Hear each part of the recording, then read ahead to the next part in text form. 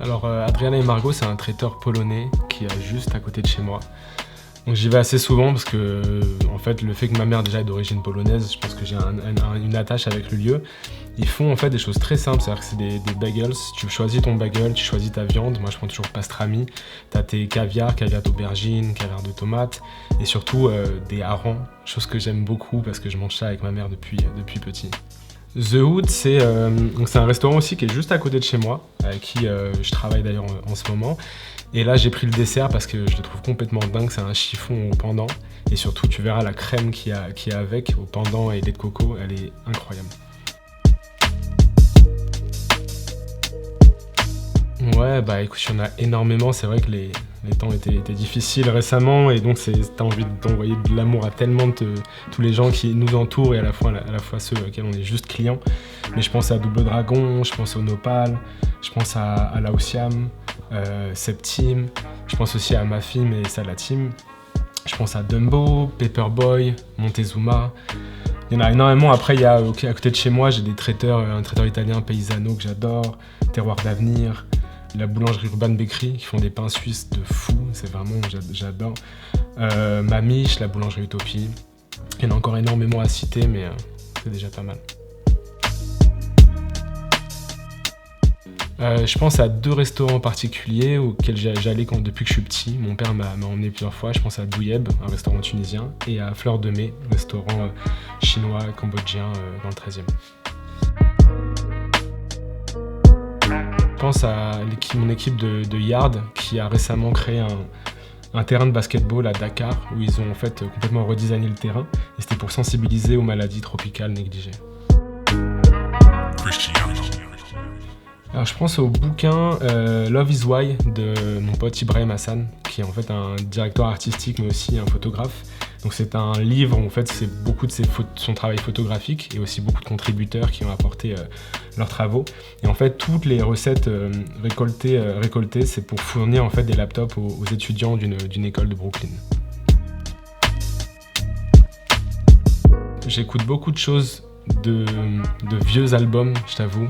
Et en fait, je peux pas me le cacher, genre celui qui me touche et que je continue à écouter constamment, c'est le Kanye College Dropout. Alors je pense à 2 artistes pour jouer la parité homme-femme importante, c'est Ordaya, une chanteuse française R&B qui va, je pense, clairement tout péter, et à Ezra, un chanteur aussi très axé R&B que je kiffe profondément. Je pense très spontanément au Bad Bunny et Rosalia qui me met en joie, on peut le dire. Je pense à mon atelier, là où je passe un peu toute ma semaine. Et déjà parce qu'il y a une très bonne énergie, on est 4 dedans et ça grouille, il y a une vraie émulation dedans. Je pense à Ernest, qui est une association qui permet de créer des paniers solidaires pour aider les personnes en difficulté. Alors je pense le plus ancien, je penserais à Herb Lubalin, qui est un typographe, un vieux typographe qui m'a vraiment inspiré, un américain, qui m'a vraiment donné envie de faire ce que je fais. Ensuite je pense à Alex Trochu, un typographe espagnol qui m'a énormément inspiré quand j'étais étudiant, qui est plus récent.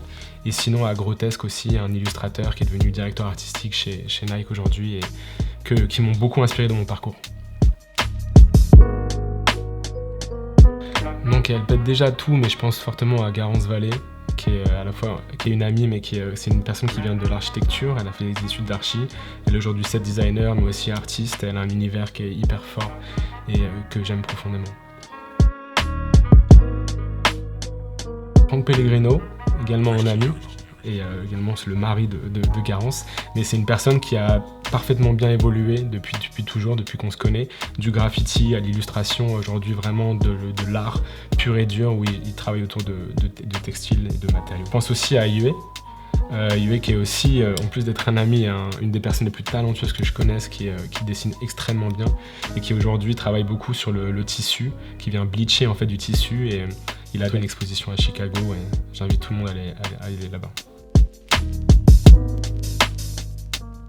Récemment, j'en ai à 2 auxquels je pense. Il y a la paire de Converse avec Soul Goods que je trouve incroyable, vraiment dans le shape et dans tout ce qui a été fait autour du logo de la marque Soul Goods et la Converse, je trouve ça vraiment bluffant. Et le deuxième, je pense à une collaboration entre Nicole McLaughlin et Jean Sport, la marque de sacs, où ils ont fait tout un truc de upcycling à partir des sacs à dos.